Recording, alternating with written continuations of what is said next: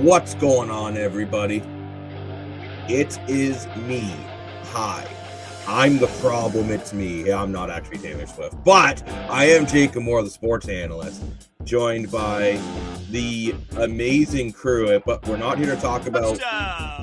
We're here to talk about the Team Canada versus Team Czechia, and I am joined by Mr. Frank, aka Adam the Goat. Mr. Lane, Dashing Dashco. Yeah, Team Canada. And of course, the man with many hats, Mr. More for your money. Woo! Hello, everyone. He wears one hat. That's the only hat he wears on the podcast. Oh, That's we have my some only hockey breaking hat. CFL news. Oh, I wow. apologize, everyone, but when the news comes through, we got to do it. Looks like Curly Gittens Jr. is heading to Hamilton. Wow, nice news. He played there No need before, to right? apologize, Rick. I could talk CFL all day. I mean, you did the other day for 13 hours. I'm not crazy. He played there 2 years ago, right? You're thinking he played in Toronto.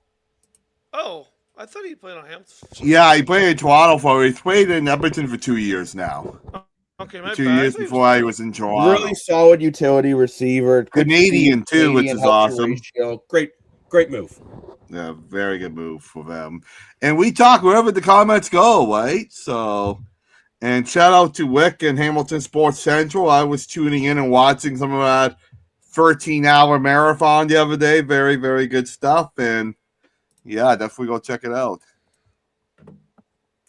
But we have a big game on the docket today with Canada versus Czechia. And I don't know if you guys agree with me. I think Canada needs to make sure they don't let happen what Sweden almost let happen in Italy yesterday. I know. Right. What was Like, you gotta that? be ready to This is a completely go. different situation. I think No, this is a but- completely different situation. What when I you mean look by at it that is I think it's just you have to never underestimate your opponent, right? And well, Canada shouldn't underestimate a team with David Pastrnak and amazing goaltending. The difference with Sweden doing it is that they were playing a country that's Italy, which didn't have any NHLers at all, compared to a team in Czechia, which their top end talent, all NHL guys, Natchez, Pastrnak. Like, this is gonna be. I said this yesterday. I'm like, if Canada's gonna win this game, it seems that the chemistry is good based on what we've seen off the ice. They need to show. They need to go out today. They need to show effort. The skill will take care of itself because this team is full of skill. The skill is not something I worry about. The effort is the only thing I worry. And I don't doubt these players will give the effort for their country because a lot of these players have talked about how much of a dream this is to play at these Olympic Games. McDavid talked about it a lot. McKinnon's talked about it a lot. Crosby's talked about how good it's good to be back. Seth Jarvis, who's not playing today, but he's talked about how awesome it is to be here. And like, I don't doubt that they'll put in the effort. I don't doubt that they want to be here and the skill will take care of it. It's the effort. And I don't think there should be a problem with effort, given these guys are all grown men and they should be willing to put in the effort for their country. And like, that's all. Like, don't underestimate, of course. The biggest issue is not the only underestimated will be the bottom six, because their top end talent is amazing. It'd be the bottom six falling asleep, which I don't think they will, but that would be my biggest concern, would be the bottom six falling asleep against guys who many would just consider to be like non-factors because they play in Europe and they're not as good as the top end guys. But like, if I think fall people are asleep just against those forgetting though guys, these European leagues are drastically improving, right? So yeah. it'll be interesting to see. I do get what you're saying, Adam, about how it's a different situation than when they played when Sweden plays Latvia, but at the same Sweden played Italy, but at the same time, we've seen it in the past with these Canadian squads. At times they think that, we're just going to walk in here and win everything. And I just think this year, these other countries like Czechia, obviously, and I'm even throwing Germany in that mix, are another one. And yeah, quickly too, from Dennis here, the girls are kicking ass again, which is great to see. I don't think they should doubt it, given that Czechia beat and knocked out Canada back-to-back years in '98. Well, they knocked him out in '98, and I think I beat him in '02. Maybe it was '06. I don't remember which one. But I want to take a look. I want to take a look at these Team Canada lines going into today, because there's been some heated debate on the way these lines should look, and this is how they're looking for today. And I only hate that Stone's in. I'm still not the biggest fan of Tom Wilson on that line of McDavid and Celebrini. I worry about a speed issue. I like it, to be fair. Dan and Lane, what do you guys think of these lines? The second line's a little weird to me. You said you didn't like these lines, Lane, when they came out. These are the same lines that they started practice. I still don't like these lines. I like them. I think they're fine. I want to see how they play today. I think Brad Marchand should be on the second line. So you would flip Marchand and Hagel if it was you, Lane. 100%. I think the role Marchand is brought here to play works better on a fourth line than on a second line, in my opinion, at least. The reason he's here.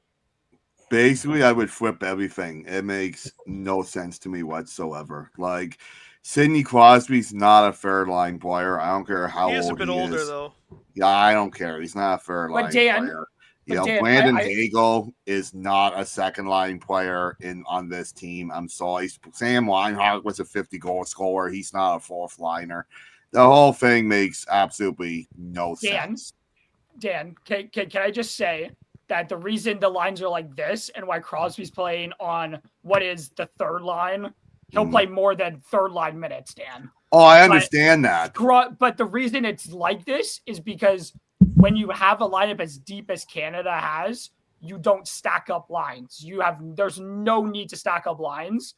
And I think the benefit of having a three-headed monster like that is when you play the United States, is that the United States can't put Jack Eichel or Austin Matthews on just one of the lines. Because if you put, I'm not worried about Austin Matthews. So let's say Eichel, who's one of the better two-way. Matthews is a great two-way centerman. Like, I know you don't concern him, Dan, but it's a matchup thing. Like, if you have Mack and Crosby playing together and you put Eichel on that line and Eichel's line shuts down that line, then the pressure is going to be on and you put Matthews, let's say, on the McDavid line. I know just theoretically, and then Matthews shuts down that line. There's going to be less goal scoring depth and less good talent deeper in your lineup that you may struggle to score more. I understand why, like, all your reasoning, Dan, but you're forgetting this is the Olympics. This isn't the NHL. No, I get that. You have to, like, their egos have to be checked at the door here. And I totally agree with that. I mean, Joe Thornton was a fourth liner too. It's a different tournament in which you have to play deeper. Like, I fully understand why. I don't like Stone being there. I would rather have Bennett. If you're going to bring Bennett, if you're going to bring the defending Conn Smythe Trophy winner, you play the defending Conn Smythe Trophy winner on a line, and you don't have him just as your 13th forward. Well, I like that he's at least playing, but I would have Stone on the fourth. I would have Stone on the fourth line if Stone's playing. I would have Bennett on the third, but that's just me. And then Suzuki, a great player. Suzuki as a 13th forward is no knock on Nick Suzuki, who I think is a phenomenal player. Yeah. But, like, he could just then run through your lines, which is like. So, see, this is where I disagree with you, Adam, completely. Nick Suzuki is on my top line if it's me. I want a line of speed. I think if you have McDavid, Suzuki, Celebrini together, no one's catching it even on that smaller ice. Like, I'm not saying these lines are bad by any means. Like, again, I think with the players you brought, it'd be pretty hard to bring a bad lineup per se.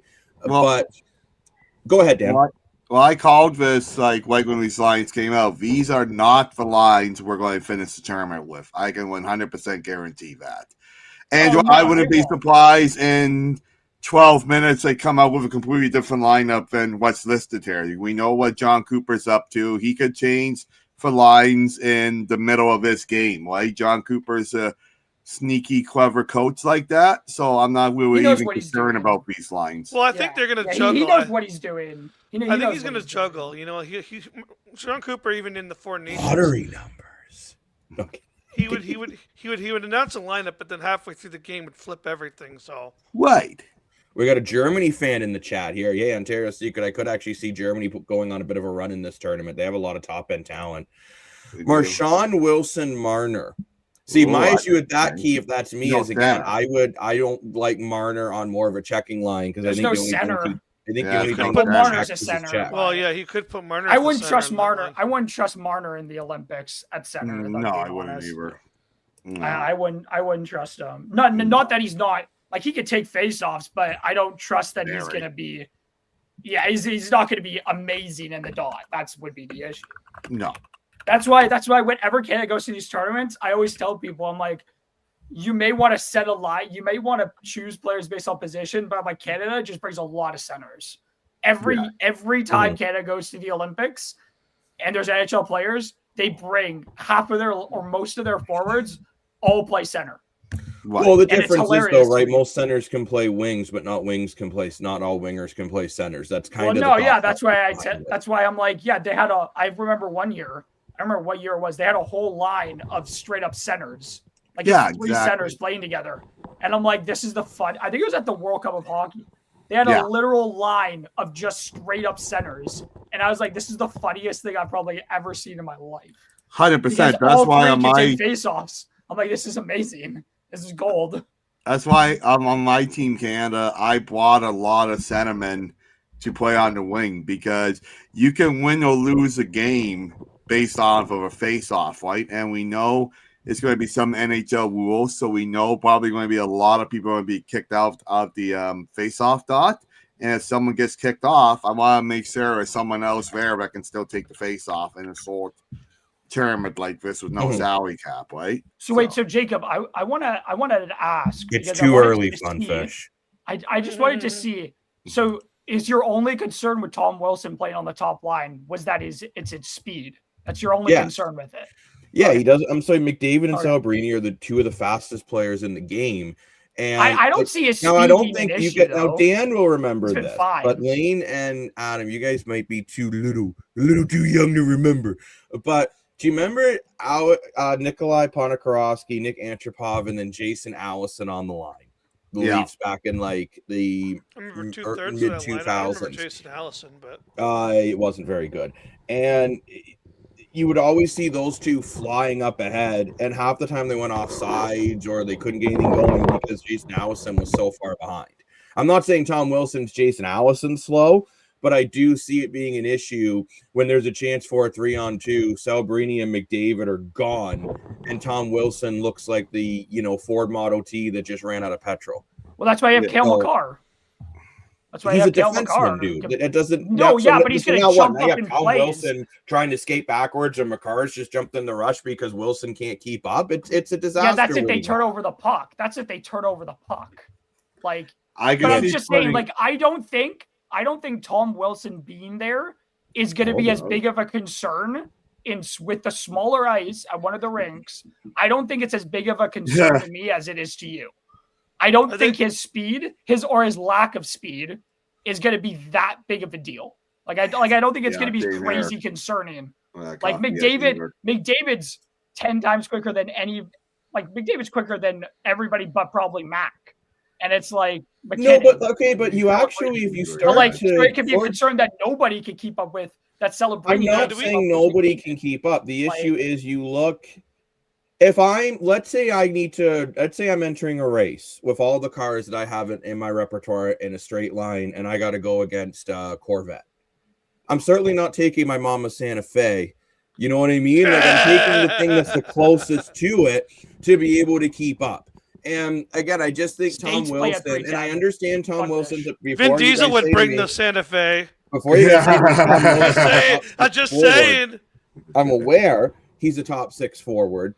But he's a top 6 forward not playing with the guys at the same speed. And in Washington, you don't really have a choice. Tom Wilson's a great player, by the way. I can easily third line role so much more than a top line role on this team. That's my 2 cents. Hey, Jacob, just saying.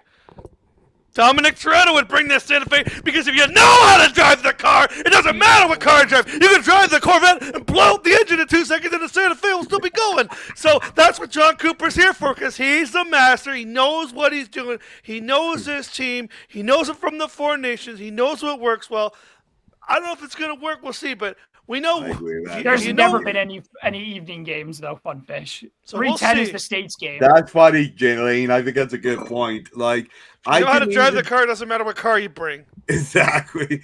I think we could see Tom Wilson on the top line against Team America because you want Wilson against Kachuk buffers. Stop thinking ahead of Team USA. You cannot take Team Czechia lightly. Why are we looking at a team that's what I'm saying. Czechia is more of a fast speed game. So you want more of your fast forwards against those fast forwards, right? Versus America's going to be a small physical game. That's the US plays Latvia today too, which by the way, if you guys are looking for it, we did do simulations of both games. They're posted on Facebook and YouTube. Dan and Lane did a great job jumping back in the sim to see what's going on there. There's only 3 games to focus on now. Like it's just the 3 group games. People, so let's not start. Oh, you're commenting on the women's here, from Funfish, and okay. I think. Okay, you know what? Straight up, let me get one thing straight. Sorry, Jacob, but like I just want to say, like they certainly brought an older team this year, where the U.S. went much younger, much faster, more pace. I think though people are kind of freaking out that Canada lost a game that means absolutely nothing. So if I'm the women's team, look, this team's got a lot of veterans and I know people are going to talk about the U.S.-Canada rivalry series. I'm sorry, nobody really cares about that. What they care about is a gold medal this year. So all that was in preparation for the gold medal game. As long as they get to the gold medal game and are competitive, that has to be the goal. Because in women's hockey at this level, there's basically Canada and U.S. go for the gold pretty much every year. And then it's the rest of the countries. They're more just developing. I'm not saying these other countries aren't getting better, but no, I honestly don't feel. I'm not hitting a panic button because they lost a game. I didn't hit the panic button when Canada lost to the States in Four Nations and America was bragging on the. I'm hitting the panic button. Job's not done yet, so I'm hitting panic button because of the way they lost. I don't care. 5-0 against America. Like, if you lose against someone else, who cares? When you fall a Nathan game, it was still a tight, close game. So, fine. But to get blown out against America this early is pathetic. Dan, this is gotta play better than that. Everybody's acting like this is not something that Canada's not lost. Like, I get it. Like, 5-0 is kind of tough to lose. It's a tough scoreline to lose to. But, like, Canada beat the States in 2021 at the World Championships 5-1. Was the gold medal game was close that year. It wasn't a blowout because Canada blew out the States in the group stages. The group stages doesn't matter.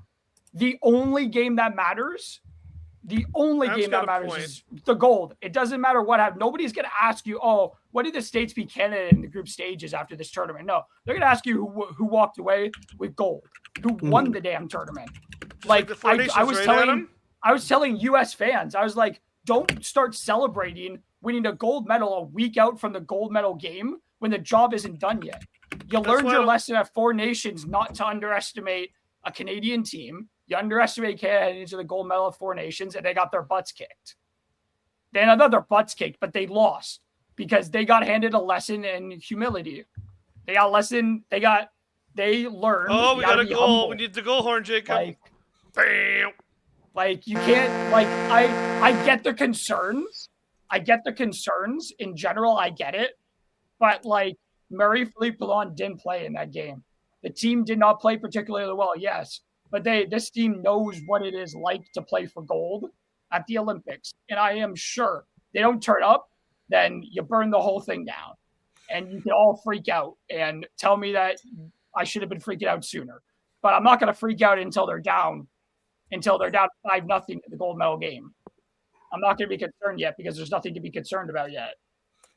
Funfish, they're up 5-0 over Finland. I don't think they're losing to Finland today. They're down. Yeah, they beat Finland. There's 6 minutes left to boot. That's a good point from Kiver. You can't take Czechia lightly. Like, Czechia is a very solid team. You know, they got David Pastrnak, who was everything goes on about Austin Matthews to 69 goals. So Pastrnak got 60 goals as well. And he's playing on Boston, had a lot less talent than Toronto, right? So, He scored the 60. I don't think he scored 60 with like Marchand, I think. Yeah, but what I mean is didn't do it with Marner and Nylander, right? I mean, like Boston's but it's more of a Matthews physical scored team 69 with Domi and Bertuzzi.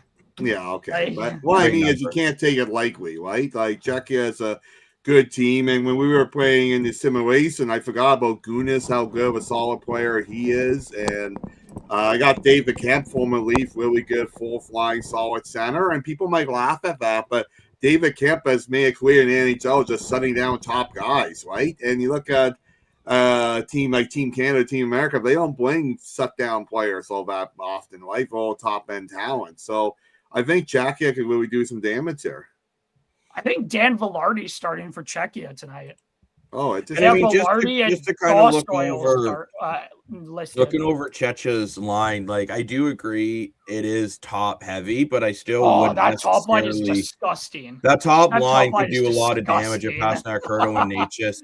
Even That that top second line is line with disgusting. Palat, Kemp, and Case, as dumb as it sounds, you have some chemistry between Case and Kemp because they played together in Toronto for a year and a half. Yeah. Kasha, by the way. Gassa in Toronto. I wish Toronto kept him. If it wasn't for the injuries, I think we would have kept him because he's a very underrated player, David Casa. Even like that fourth line, like Kubalik and Faska. Yeah, Lane with the NHL goatee. players. Thanks, cross focus. Thank you. Cervenka, I think, plays in the NHL. This is actually this is a good solid. team. This is a pretty solid lineup. Dominic This is a good Kubalik, he played the NHL for a bit for Chicago. Yeah, well, he He still has does. very heavy shot. I'm pretty sure Kubalik still plays in the NHL. If I'm not mistaken. I think him he and does, Faska too. both. I think him and Faska. I think Cervenka on their third line. I think he plays in the NHL as well. If I'm not mistaken. His name sounds familiar to me. But like this team, it's not a team to be like. I do say though, like losing. Who did they lose right before the tournament? Oh my gosh, who is the center they just lost? I don't remember off the top of my head. His name But now. It's it's a solid group, though. This is a team that could certainly do some damage. That's a good job. I don't remember his name now, but they lost who would have been their second line center because Camp wouldn't have played second line center. Mind you, I don't mind David Kemp. I don't mind. He played for Boston. True enough, a former Boston. Leaf will probably score in Canada just to top it off. Yeah, probably. But I actually think would this really is a care really less solid what I'm lineup. scored, but- This is a lineup, like, yeah, I think most of their scoring is going to come from their top line. But look, we've already seen some surprises early on with Slovakia, kind of really taking care of business against Finland. And I think it's just you don't want to be taking any of these teams, any team lightly in this tournament because it's one thing. Yeah, let's say like if Canada plays Czechia 100 times, they probably win like 70% of those games. However, you're not playing 100 times. You only maybe playing them once or twice. And I still believe any team can beat any team at least once. If you made it to the Olympics, you are a talented athlete. Whether you're on one of the top teams in the world or you're not, you are a talented player. If you're 100%. playing, you made the Olympics, you're playing hockey professionally, right? So I also remember in 2010, be a Canada went talented 1-1-1 in their groups, people. So let's not freak out if Canada loses today. They went 1-1-1 in 2010 and went on to win gold, which includes being embarrassed by the United States on home soil in the group stages. So let's not freak out if Canada doesn't win today because they'll be fine. Everybody goes through to the extra round anyways. An extra round in the Olympics, ladies and gentlemen. So pretty sure Canada. So you can't be eliminated in the group stages at all? I don't think so. I think all the teams go to the to that extra like qualification round. I think the group winners all automatically go through. And then I think Lane, I don't remember, so the bottom teams might just be eliminated. But I do know that the rest of any team that didn't automatically go through play in the qualification round for the quarters to advance to the quarters because Canada did it in 2010. And I know they have it this year. But I do want to go over this defense. And Dan, I know you mentioned it. And yeah, this is actually a pretty solid defense. Yeah, like Philip Hronek, he's a star. Now that Clint Hughes is out of Vancouver, he's a star out of Vancouver. Wackel Goodness is I believe the captain of Anaheim. He's a great player. There's some very solid and these defensemen. Okay, maybe they don't have the heavy shot and the skill of someone like Canada or America, but a very solid defenseman. And you have like a big speed line like McDavid or like with Team America with Jack Eichel or something like that. You're going to need solid defensemen, and we also say defense wins tournaments, right? So I wouldn't sweep on this team one bit. So Adam, while you were talking, I did get the rules of it, and you were sort of close. I think this is what you said, but it's basically what you said. It's the squads with the 4 best records, so not necessarily even group stage. The squads with the 4 it's just the 4 best records. Okay. 4 best records will gain a bye to the quarterfinal. So it's not even just group winners. It's not the group winners. Yeah, okay. The remaining 8 teams will play a do or die in what they call the qualification round. That's straightforward. Okay. That makes sense. Okay, cool. So it's not even just group. So you don't have to finish first. You just got to finish with the best. Okay. Another question I had is: do we know which rink they're playing? Are they playing at the smaller rink or are they playing at the bigger rink today? No idea. It's not true. It's not true. Frank, I know the women are playing. Really, I know the women are playing. I think they're playing It's at the not bigger rink because the women are at the small rink right now. Oh, I think Canada's women's are playing at the small true. rink right now. I'm not lying. I'm literally watching the game on my TV. I think you're lying. I think you're I lying. think you're lying. Touchdown! Yeah, not quite. Subscribe to our channel. Yes, definitely do that. I'm gonna unsubscribe from the channel. No, Adam. No. But quickly before we go, everyone, because the game is starting very soon, I want to get some score predictions. I will start us off. I think Canada will win, but I don't think it's going to be the simulation who showed a bit of a different side of the tale than I think it'll be. I don't think it's going to be an 8-3 Canada game. I say Canada wins 3-1 with Binghamton proving why he is the starting goalie for this country. Interesting. Mr. Moore, for your money, what is your score prediction? I think I had to read the comment. Yes, of course. I think Canada's going to win 5-3. If you're saying 5-3, David is saying 3-1. He is saying 3-2. Mr. Lane Dashing Dashco. 4-2. 4-2. What's your thoughts, Mr. Dashco? The Dashinator 3.785. I'm going to say 5-1. For who? Canada. Fun Fish is saying 3-1 Czechia. Oh, that's going to be interesting. Adam or Frank or Steve or I don't know, the Boy Wonder. What is your score prediction? I like that a lot better. I like Boy Wonder better. That's fun. The Boy Wonder, Frank. What's your score prediction? No! Damn it, Jacob. You ruined it. Damn it. They're about to come on the ice any minute now. Woohoo. I think it's going to be... Oh, look at all the Canadian fans. Man. Look at this. Oh, that's what I was wondering, Lane, last night.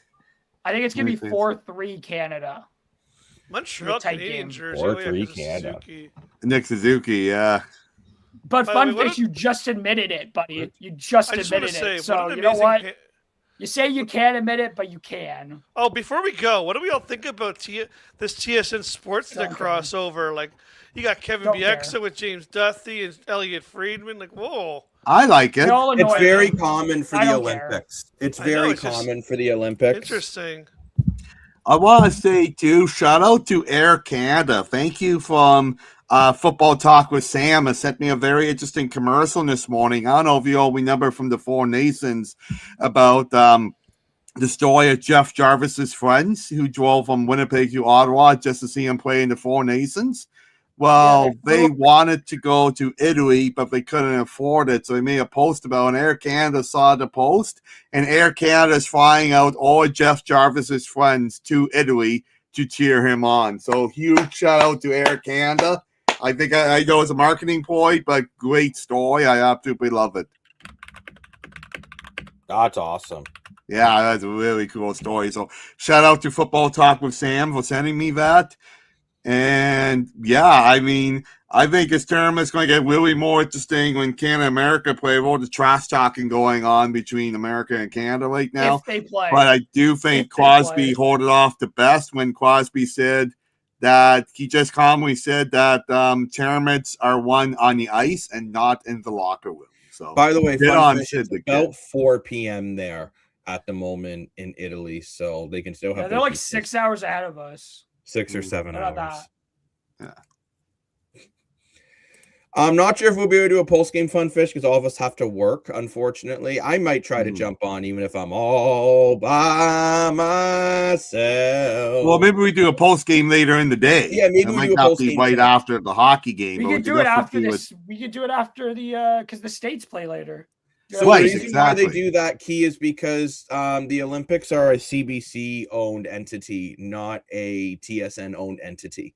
Correct. So you're not going to get it through your TSN app, but you could get it all through CBC Gem, which is free. So don't stress. Or if you are stressing, go get a vest, put it on, feel 48.5% less stressed, and enjoy your day. Can we? I thought we were going to wrap it up. I want to go watch the game. Well, let's go. We'll have to end it with, I guess, the Leafs are dying because Lane put up his fun fish. Boo you.